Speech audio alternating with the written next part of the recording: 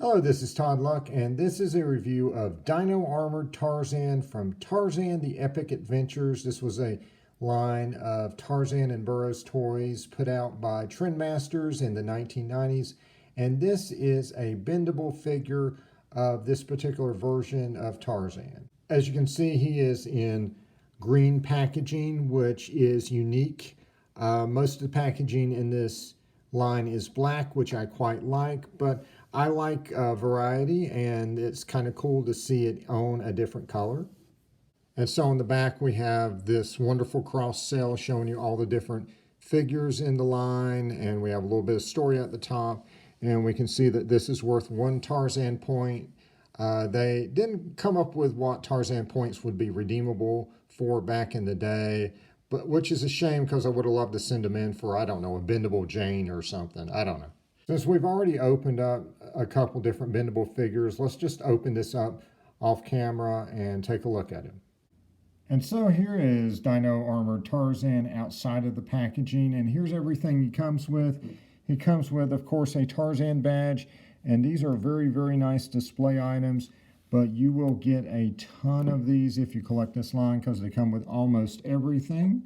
He comes with this wonderful shiny silver sword, and it is awesome looking. However, mine ended up getting some tape residue on here.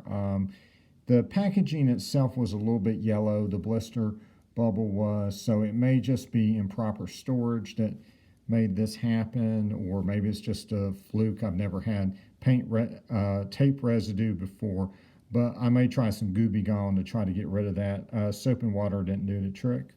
And of course, we get this figure of Tarzan, and it is nicely sculpted. I think the head sculpt is spot on. I think it's just as good as the other figures.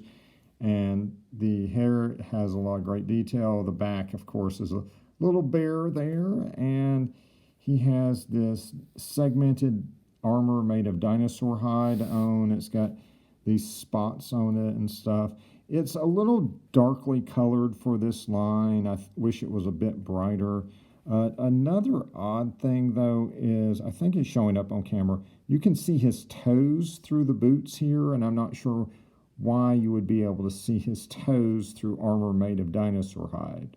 And so while Tarzan has many good talents and traits, standing on his own is not one of them with this particular figure.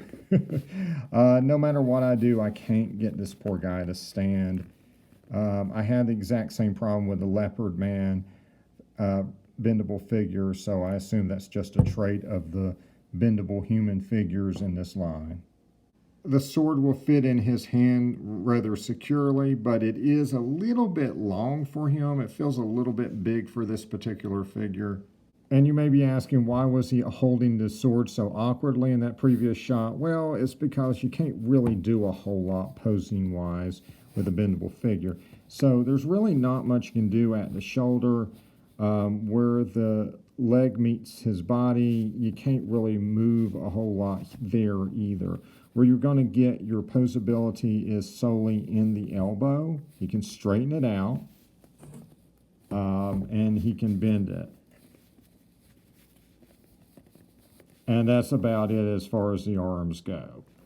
As far as the legs go, he can bend it some at the knee, but that's about it. And it's hindered by the detail on the boot. So there's just not a lot, articulation-wise. I mean, I suppose, well, you can try to bend him at the foot, but it's not going to stay. His head, it just doesn't bend. It has some give to it, but it's not going to stay. So that's kind of it for his articulation. You can prop him up and get a couple nice poses out of him, but he really is made for kids. He's made for a child to play with and use their imagination with. He's not really meant for posing for adult collectors. So let's talk about what Dino-Armor is. So this is from Pellucidar, or At the Earth's Core. And that is a prehistoric world that exists inside of the Earth in the novels. And so I do not believe this is from the novels. I believe this is something that they made up themselves. And the idea is on some return trip to the Earth's core that he would be wearing this armor made of dinosaur hide. The specific dinosaur it says that this is made from is the Dirodor. The Dirodor is in the novels, and it is a creature that I think has kind of a minor appearance. It's a Stegosaurus, except, of course, it's a Burroughs novel, so it is a meat eater, so it eats people. And it has evolved over the millennia. And this particular Stegosaurus has the ability to fold the plates on its back to the side and jump off of high surfaces and use them to glide down. Yes, it is a flying Stegosaurus. So there you go, one of Burroughs' oddest creations, and he's wearing it as a suit of armor. So just to compare him to some other things in the line, here he is with a regular 5.5-inch Tarzan figure, and of course he is much, much smaller than that. And he's also a bit bigger than the 4-inch minifigures that came in the 2-packs that came with this line. He is, of course, designed to fit in with the other Bendable figures, and I think he does that quite well. Here he is with the Bendable Leopard Man and Plant Man. As far as compatibility goes with the weapons, he can hold all the other weapons in the line just fine. As you can see here, he's holding weapons from a couple different figures, and he is riding the 5.5-inch Numa the Golden Lion just fine. In my opinion, the Bendable figures are probably the best scale to look right riding Numa. And as you can see, the sword that came with the Bendable figure will fit into the hand of a 5.5-inch figure, and that's really cool because it gets me even closer to recreating a Frazetta-style Martian warrior. And by the way, I did try Gooby Gone on the sword, and it worked well. It removed all the residue, and it didn't tarnish it or damage it in any way. So there you go, Gooby Gone, and you're good to go if you ever get in that situation. So since this is a Bendable figure and it's not really based on the novels, it's not really something I'm overly interested in normally. But I gotta say, for what it is, it's nicely done. The sculpt is great. The design of the armor is fantastic. And that sword is just really, really wonderful.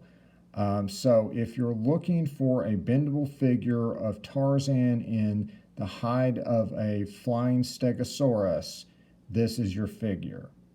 All right, that's it. I've got more reviews coming, so like and subscribe for more videos, and until next time, see ya.